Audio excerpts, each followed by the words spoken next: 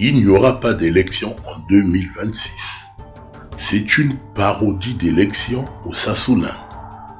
L'unique moyen de faire partir le dictateur Denis Sassou Nguesso, sauf aux Congolais, c'est un coup d'État patriotique ou une révolution populaire.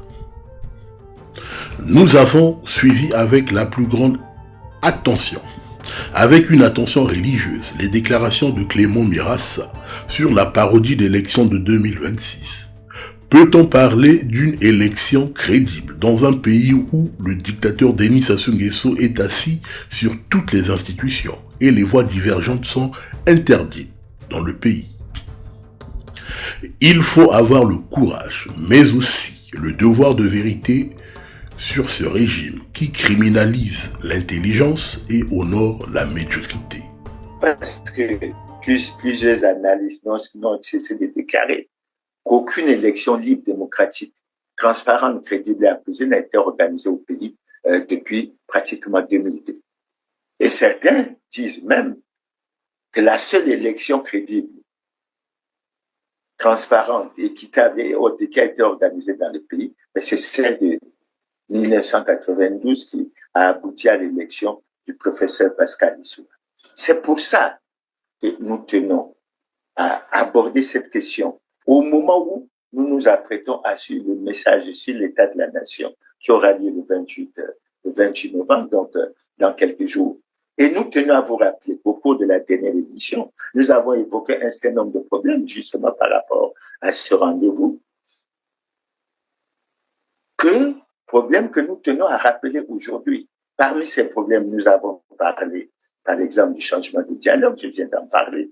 Nous avons parlé du dialogue et nous avons déploré qu'en ce qui concerne le Congo, il est regrettable et dommage que depuis 2015, les articles 227 et 228 qui instituent un Conseil national de dialogue, organe de concertation, organe d'apaisement et de recherche de consensus entre les forces vives de la nation sur les grands problèmes politiques de la nation, ne s'est jamais réuni. Quand bien même on avait mis la charrue avant les bœufs en nommant le défunt ministre Mbéry Martin comme secrétaire permanent. Mais ça reste un problème d'actualité, d'autant que nous autres qui avons toujours réclamé depuis 2012 la tenue soit des États généraux, soit d'un dialogue, nous avons constaté que le pays connaissait de graves problèmes, parmi lesquels les problèmes de la gouvernance électorale, parmi lesquels la grave crise multidimensionnelle que le Congo connaît depuis plus de 10 ans et autres. Et nous avons été surpris puisqu'on a constaté sur le terrain que les gouvernants se sont montrés incapables de sortir le Congo de la grave crise multidimensionnelle. Et le Conseil est plus fort maintenant puisque après avoir signé l'accord, un programme avec le FMI, de 2022 à 2024. On pensait qu'après 2024, on en sortirait. Non. On est toujours dans la grave crise. Au contraire, on s'enfonce là-dessus. Après ce commentaire, je voulais donner quelques informations avant qu'on aille à la thématique principale. La première information que nous tenons à donner, c'est que nous sommes préoccupés en ce qui concerne les élections, sinon la gouvernance électorale. Il vous souviendra que le 7 octobre dernier, le Conseil des ministres avait adopté plusieurs projets de loi, dont le projet de loi portant refonte de la loi électorale.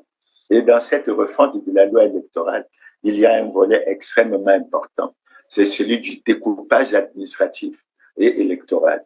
Et nous avons toujours considéré, nous avons toujours dénoncé qu'il était injuste, qu'il était inique et qu'il fallait en profiter du dernier recensement général de la population pour aller vers un découpage qui soit plus juste, qui tienne compte non seulement du poids démographique, mais qui tienne compte aussi des conditions d'enclavement de certaines zones, etc., un certain nombre de choses.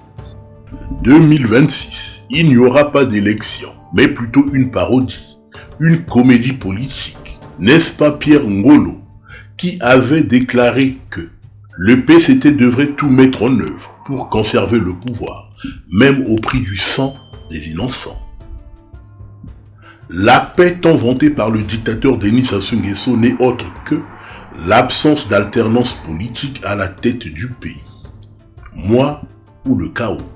Comment aller en 2021 sans courir le risque de perdre l'initiative? Nous ne pouvons pas nous donner le loisir de perdre l'initiative en 2021. On ne peut pas. Parce que nous savons, pour nombre ici, nous savons ce que c'est que la perte du pouvoir. Quand on l'a perdu, on sait comment on a vécu. Doit-on faire un commentaire sur les propos honteux de Pierre Ngolo? Une dictature ne peut organiser une élection et la perdre. Les exemples sont légion dans la sous-région.